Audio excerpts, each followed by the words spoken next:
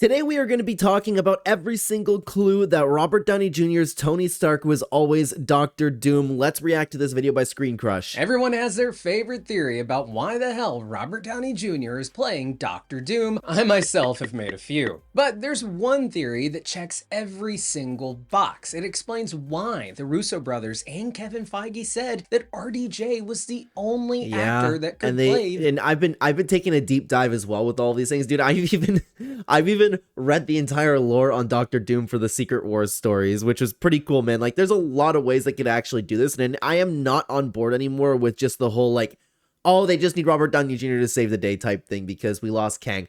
I'm not on that train anymore. I see the vision for this. Victor Von Doom. It explains why Dr. Doom needs to look like Tony Stark, and it reveals the truth behind Kevin Feige and the Russos' loose plan for a Downey Doom all those years ago when they were making Oh my god, we need to get into the video now. Come on, man. Avengers Endgame. And it all comes down to a can of sauerkraut. Hey, welcome back to ScreenCrush. I'm Colton Ogburn, and contrary to popular belief, RDJ's casting as Dr. Doom wasn't just some last-minute Hail Mary for Marvel. Dude, you know what, though? I still think it was, like, they hit the emergency button. I don't think the Dr. Doom thing was, like, obviously planned. Like, they could have had the story, they could have been setting it up, and then for whatever reason, I don't know, like maybe they decided to do it down the road, but for whatever reason, once that happened to Kang, they go, okay, we have that Downey Doom storyline. Let's roll with that. I think that's what happened. It's a plan that Kevin Feige had been kicking around for a while, going back as far as the Tim Story Fantastic Four films, and Feige and the Russos began planting the seeds for this heel turn in the MCU's Infinity Saga. Okay, so they just showed Eternals there. I am not familiar with what they've done in Eternals, but I've seen a lot of stuff they've done, especially with like Iron Man's past and Endgame, and you know, Howard calling him his greatest creation and all of that. Let me explain the Tony Stark adoption theory, how it works, and why it is the best way to have RDJ play Dr. Doom, be a variant with Tony Stark, and still be the Victor Von Doom we know and love from the comics. So, in Avengers Endgame, during the time heist, after Loki escapes with the Tesseract, Tony and Steve travel back in time to 1970 for another crack at getting the Tesseract. And now, like, with the way that they're doing it here, I know what I'm sure if you're watching this video, you've seen this one, because I think the adoption theory is the one that's like the most out there right now. They had to have planned that. Like, I'm sure they're going to show the expression. As well as PIM particles to fuel their ride back home. Back in the game. Now, when at this military base, after Tony gets his hands on the Tesseract, he comes face to face with his father, Howard Stark. And it's incredible because we didn't notice this little seed that they planted right there, because we're so focused in on the moments like, oh my god, Tony actually gets to talk to his father, and it was a very, very, like, heartwarming moment for the entire movie. You know, it was a very, very underrated scene. We were all captured. We didn't notice. Hey, door's this way, pal. The two take an elevator back to the surface, and on the ride up, Howard mentions that his wife is expecting. My wife's expecting, and Yep. Look at his eyes there. He's considering it. He's thinking about it too. He's like, wait, what day is it? much time at the office. Did you see that? Did you see that look of confusion? Yep. And that's like, look of something. dude, that is deliberate. That is deliberate. There's no way like they were acting and that happened. Like that's not a like, oh my god, she's pregnant, you know? Hang on, what date is it? What's happening right now? That's that look that's happening. Not adding up for our super genius. He seems very thrown off that his mother would be pregnant at this time. Dude, I can't believe, like, I can't obviously believe that we all missed that, but at the same time, like, it's so crazy that it was right in front of our face. Even goes on to ask, How far along is she? Yep. I don't know. And if you weren't sure then, the question he asks right there, that is the confirmation that this was planned. Now, yes, this could just be Tony, like, realizing, oh, wow, I didn't even think about my mom being pregnant with me at this time. No way. But to me, that face and the follow-up question, it just screams math ain't mathin' for his... Yes, I completely agree with that. It's the follow-up question that sells it. That's what it doesn't make it a coincidence. Like, it'd be a crazy coincidence if it just happened to act it out that way. His mother to be pregnant with Tony at this time. But here's the kicker that kind of temporarily threw a wrench into this theory. According to the MCU canon, Tony Stark was born May 29th, 1970. And oh, I'm sure they can get around that. I don't think that they'll have to follow that, like, like to a T. Have they even said in any of the movies like his actual date of birth? I'm sure they can get around it regardless, or just say like that was made up because he was adopted. I don't know. This scene supposedly takes place on April 7th, 1970. So it actually lines up perfectly for Tony's mom to be pregnant with him at this time. Or does it? You see, here in old America, we like to do things a little different. We write our dates month, day, year. But pretty much everywhere else in the world, they write it day, month, year. And Really?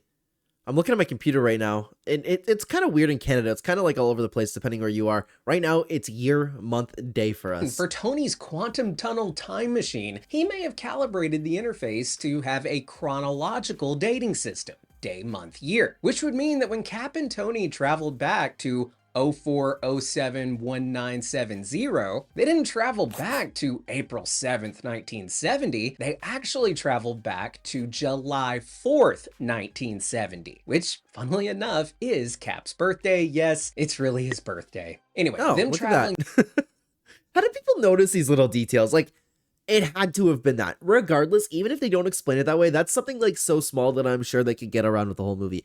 I think the adoption theory makes the most sense so far, but of course, we're going to talk about every clue, right? Back to July 4th, 1970, Independence Day. That would make so much sense. One, because Tony was so certain of when to travel back to. He even says before they go, I know for a fact they were there. Who's they? What are we doing? How I know. Now, it's been revealed from a draft of the in-game script that there was a scene that was never actually filmed, which included Tony looking at a framed picture, a staff picture, at the base that featured both Howard Stark and Hank Pym, and included the date at the bottom of the photo. Oh, yeah, maybe that. Then maybe that was the plan, but they decided they wanted to go with the Kang story, so they continued on, and we're maybe gonna circle back to Doctor Doom some other time once the Kang story is all concluded. That would make sense to me. Even then, look at his face right there, man. What I don't remember exactly what he said here though, but why would they include that scene? Like, why not? You're at the climax of the entire Infinity Saga. Why not include those little details? People would like to see it, man. And that is why Tony picked that date to travel back to. Reason being was that this confirmed for Tony that yes, Hank Pym was working at the base at that time, and that Tony's father was working at the base at that time, thus confirming that the Tesseract was at the base at that time because Howard worked on the Tesseract project. So the question then becomes, why would there be this random photo of Howard and Hank taken that day at the base? Well, it is a military base, so they probably had some kind of mandatory attendance luncheon where a photo was made of the staff. And it being July 4th could also explain why, one, Howard has flowers and an apology for working even on a holiday. Oh, yeah, and look at that, dude, again, look at that face, man. It happened like... I'm looking at this and I'm like, no, there's no way that expression, like, that's a very deliberate expression, man. There's no way that one was a coincidence. Too much time at the office. And why He was trying to process it. Look at his face. He's trying to process it the entire time. And, too much time at the office. And why he has this can of sauerkraut per request of his wife. Sauerkraut being a very popular topping of choice for hot dogs, which is a common food for the 4th of July celebrations. You look like the 4th of July. It makes me want a hot dog real bad. Okay, so assuming that it is the 4th of July, 1970, that would mean that Tony's confused face is... Again, look at it, dude. I can't. My mind's just blown by it. coming from the fact that he should have already been born and at this time be about a month old. So he is perplexed as to why his mother would be pregnant right now. And here's where we can get into some comic precedent for this theory. And something else that I really love though before we look at this is something that I love that they did is they left it like such a mystery. He didn't ask too many questions because now we can look back on this, and this is what I really miss doing with Marvel movies, guys. All of the little hints and build up that makes sense as we roll back throughout the movies. Like a movie like Age of Ultron, that is aged like fine wine, dude. Tony Stark in the comics was adopted. Hang on. So in this panel, he said, "I am adopted, but there's something else my dad was." Oh, sorry, wrong order. But there's something else my dad was trying to say. I am adopted. And this isn't how they would have wanted you to find out. I don't know who's dying right there. Well, another fine example of their sterling communication skills. Did. Wait, what? So perhaps in the MCU, this child that Maria Stark is pregnant with is not Tony Stark, and she would either tragically lose her baby to a miscarriage or a stillbirth, or, like in the comics, given birth to their first son, Arno Stark, who had serious birth defects and was kept a secret by Howard. Oh, I've heard about this, but this one I haven't like dove into the history on it or something. I heard that there was something, yeah, like he was literally keeping him a secret, Howard. And I don't know if Howard did it behind his wife's back and got a brand new baby, but how would the wife not know? And in the MCU, Howard may have even kept the child a secret from Maria, having told her that the child died, but really he was just hiding him away because he was embarrassed of the deformed child, and we know that Howard Stark was a very prideful guy. That's crazy, dude. Could you imagine? It makes Howard Stark a big piece of crap. And being the powerful and wealthy guy he is, and scared of any embarrassment or appearance of failure, he opted to adopt a newborn from a foreign country, named him Tony Stark, and claimed him as he and Maria's biological child.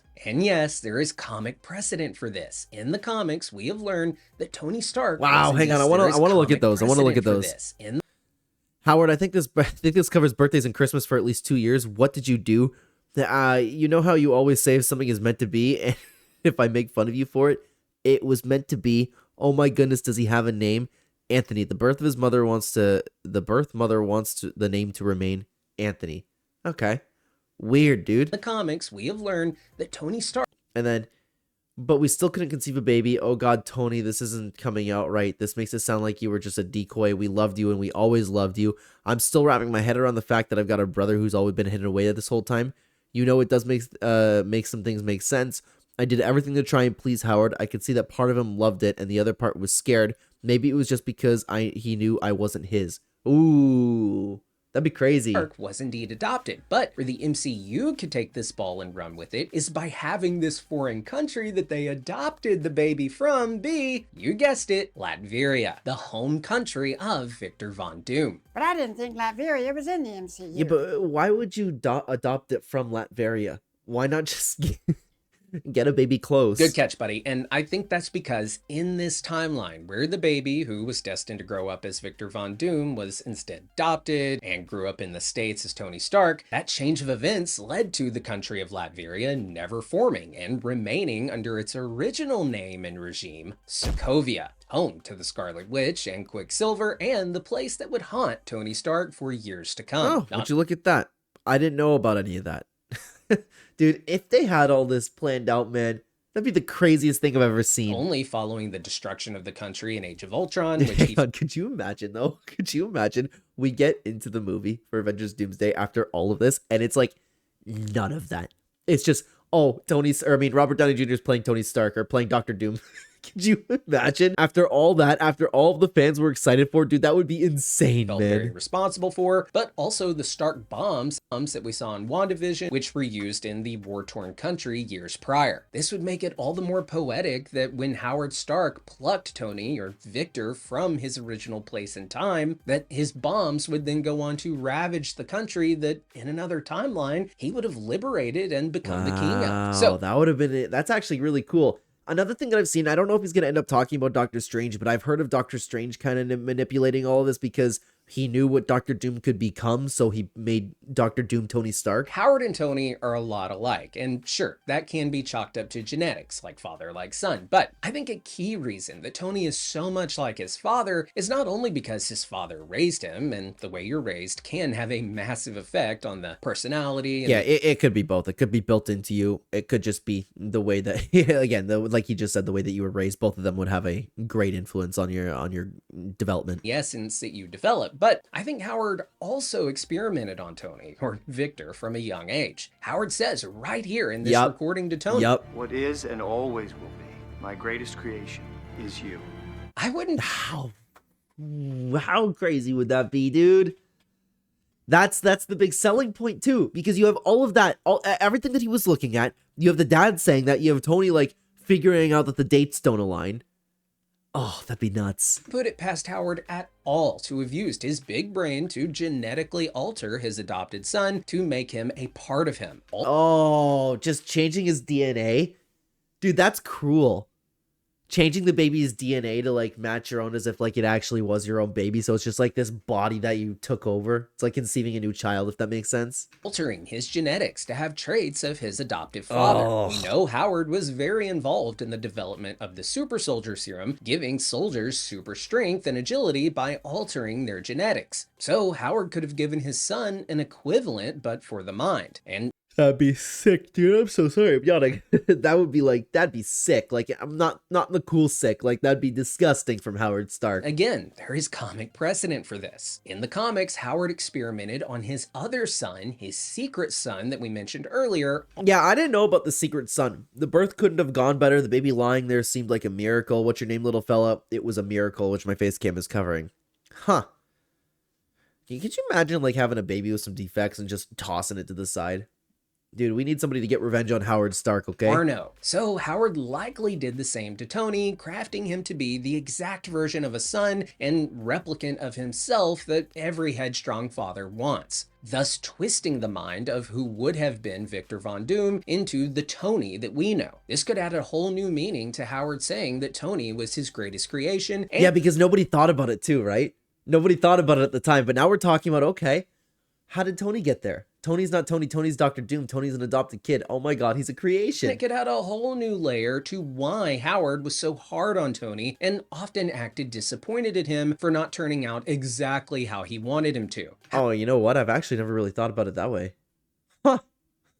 Yeah, he kind of looks at him like, because, you know, it's difficult to say because I think that adopting kids is a phenomenal thing to do. Obviously, right? You're helping out. So I love the families getting built. I love that you're helping kids. But having a child of my own, I struggle to ever imagine loving some other kid more than my own daughter. It's just different. I know you can grow to love them, but I could see a world where people like Howard just, you know, kind of see them as tools. Howard expected so much of Tony because Howard designed him with certain expectations. Okay, so that's the basics of the theory, right? In an alternate timeline, this guy that we know as Tony was never adopted. He remained Victor Von Doom. He became the villainous Dr. Doom and King of Latveria. He was no longer shackled to the science-only mentality that in this other timeline where he was adopted by the Starks was forced upon him. And with that not being the case, and him being over in Latveria, he was able to embrace the mystic arts and become a sorcerer. That, in addition to his mutual admiration for... Dude, I've never seen like all of these. I went back and looked at a bunch of Dr. Doom stuff. Like, let us know if it pains you, Master. Pain, that's for lesser men. From this day, I know no pain. Bring me the mask. Wow. Now, that's a guy to be careful about, eh? Iron suits and technology, thus created Dr. Doom. And like his variant self Tony, Victor would still go on to discover time travel. Hang on, let me bring you back to this other part over here. Like you know what I'm imagining is something like, okay, Dr. Doom ends up getting revived, however it happens, right? I know there's a bunch of ways that we could talk about it. I could see a scene just like this where Tony's kind of playing around with everything and looking back to what his dad said, seeing like that the dates don't line up because that happened right before that final battle. It would be like fresh in his mind, right? Variant self Tony, Victor would still go on to discover time travel just like in the comics. Oh, I didn't know that. It's been years since... Oh yeah, what am I talking about? I knew that he discovered time travel. It's been years since I dared to use my time transport, and the other part is unfortunately cut off there. And this is what can lay the groundwork for this interventionist, preventionist, my way or the highway, suit of armor around the world, Tony Doom guy to come in and... Yeah, and he would definitely have that mindset after what everything he went through with Infinity War and Endgame, Age of Ultron, Civil War, where he's like, I knew better. I knew the world needed a suit of armor, whether it impacted our precious freedoms or not. And then nobody listened to him. I could see him taking the world into his own hands, not letting it happen again. The multiverse in Doomsday. But what if it actually goes deeper than that? What if we don't just see some variant show up through a portal from another timeline or universe, but instead we see this variant take on the body of... Yeah, that's the one I was wondering if they were going to touch on, dude, because that is such... I think out of all of the ways that they could do this, this is the best way to go about it because of how creepy it would be, and it would keep that the burnt up face that he has. Or scarred and mangled Tony Stark body from Endgame via Dreamwalking. A dreamwalking sorcerer projects their own consciousness from their universe into another. The Russos have specifically stated that Tony's snap at the end of Endgame is directly connected to Dr. Doom and RDJ having to play him. I didn't know that they talked about the snap specifically. it confirms it. Like this had to have been a plan. I think that's because in the moment that Tony snapped his fingers, the alternate timeline where he was Victor Von Doom became a reality. And now, my question with this whole thing is why would he need Doctor Doom's body? Does he have more potential or something? Is there something that he needs? Maybe the Infinity Stones are out there. I don't know. even more than this theoretical Schrodinger's box scenario. Let me explain. In a deleted scene after Tony snaps, we see him go to the Soul World, just like Thanos did in Infinity War after. Again, I will say the same thing. I don't understand why they would delete something like this. It's such an incredible scene. It's very powerful. He snapped. I think I might have made a bad decision. I'm scared I made a mistake. Okay, so keep that in mind. I forgot what he said there. Ooh. Maybe he like felt something spiritually, like he woke up another version of himself, you know? And keep in mind the fact that Tony Stark briefly did become the single most powerful being in the entire universe while he had those 6 Infinity Stones in his possession. And like Thanos says in Infinity War, Tony became burdened with knowledge, even more knowledge than before. You're not the only one cursed with knowledge. Yeah, but I don't know. I think that was just a cool line by Thanos, to be honest with you, because how would Thanos know? I don't know if Thanos is capable of like any of that knowledge, and Tony probably was cursed with knowledge. So earlier in Endgame, when Loki escapes with the Tesseract, everything we see Loki do from that moment forward in the 2 seasons of his show, that happens essentially outside of time, and it took effect immediately. So for that second half of Endgame, I did not know that. Oh yeah, I guess that would make sense, right? Yeah, I'm trying to put it all together. I still need to go and watch the Loki series, man. I know what happens by the end of it because of like all the Avengers Doomsday talks, but I hear the second season's so good. It is Loki who is on the throne at the end of time, and variant timelines are now allowed to exist, unlike when under the rule of He Who Remains, who, sidebar, I think orchestrated this entire Tony adoption storyline. So this predetermined somebody did. I've heard stories about Doctor Strange doing it as well. Because, like, you can't let Doctor Doom become that powerful and rule the multiverse. For Tony Stark, it was no longer etched in stone. Victor Von Doom could now exist. But I think, and stick with me because it's about to get good, I think that when Tony became essentially briefly omnipotent, the Victor Von Doom, whose reality never got to exist, or that did exist but was pruned away as if it never existed, that Victor Von Doom, his soul, his essence, whatever you want to call it, his astral form that has been in limbo ever since He Who Remains wrote him out of existence. So is that what happens? Is that in a comic story too? If anybody knows the comics and can shed some light in the comments, I would appreciate that. If you just get pruned out of time, does your astral form just float around for the entirety of eternity? I think that was a little bit of a stretch, to be honest with you.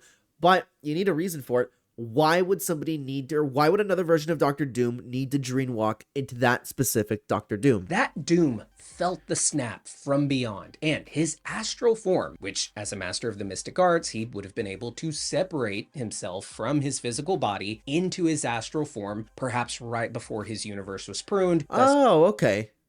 Yeah, you know what? I guess that does make sense. He's waiting there all that time. God knows how long. Making him the only survivor. Anyway, what if that astral form has been in limbo all this time following the destruction of his universe? And now he has spotted a new vessel, a dead body, a variant of himself that he can now enter as his new physical form. Dude, you know what would be so crazy? We get a scene of like the movie beginning, and they're just burying Tony, right? Everybody's sad. It's back at the funeral.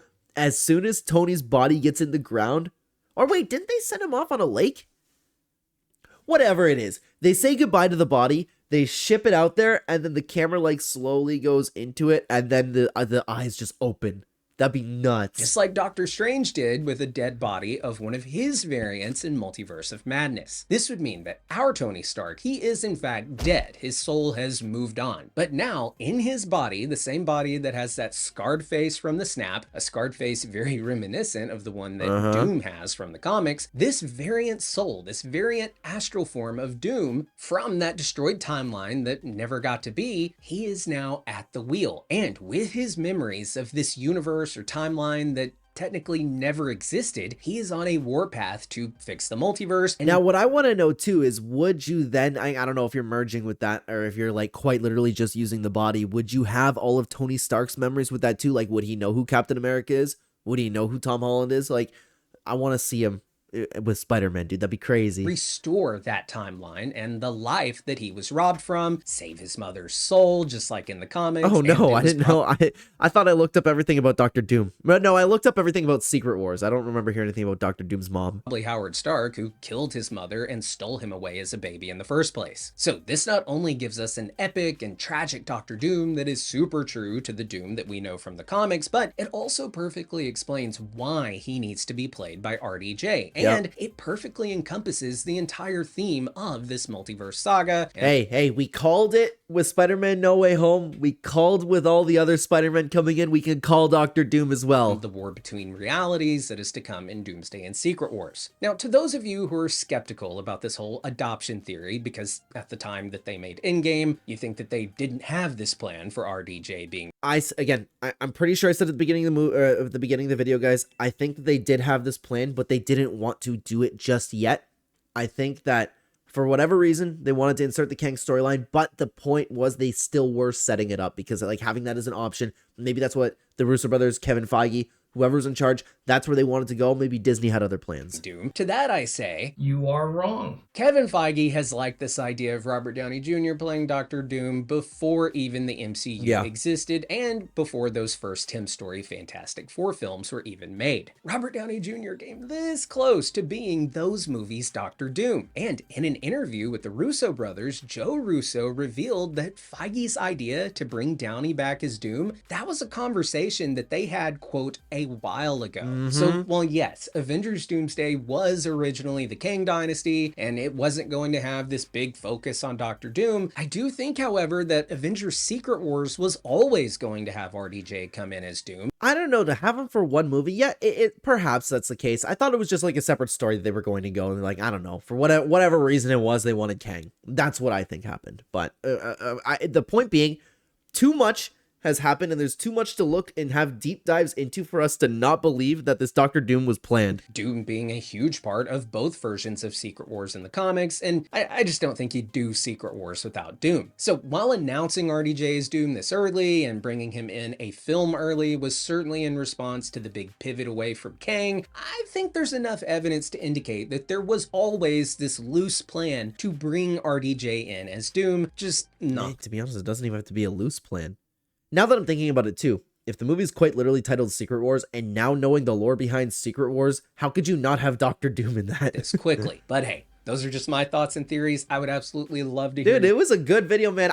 It's been so long since I've been so excited to talk about a Marvel movie like this. If you guys want to continue talking about Marvel movies, Avengers Doomsday specifically with a theory, why don't you check out this video on screen where we dive into more? I would love to have you guys over there. Thank you so much for being here and for your time today. Take care, everybody.